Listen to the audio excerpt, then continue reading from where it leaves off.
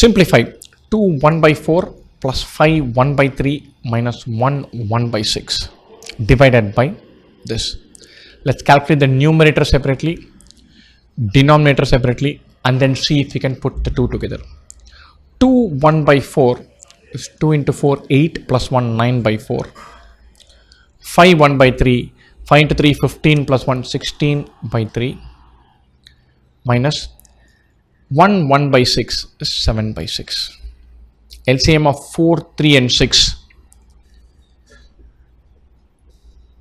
is 12. So we write this as something by 12, something by 12, something by 12.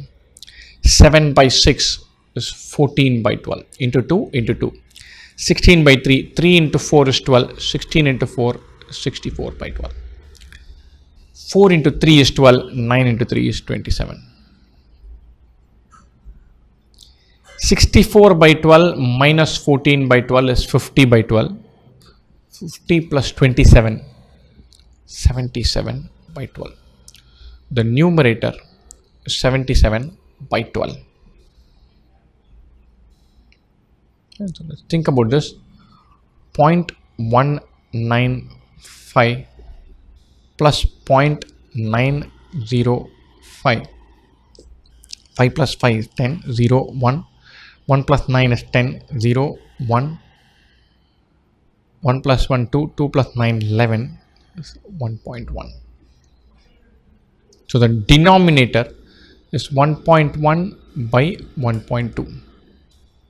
Now 1.1 by 1.2 can be written as 11 by 12 into 10 into 10. I don't want to deal with a fraction with a decimal in the numerator and a decimal in the denominator.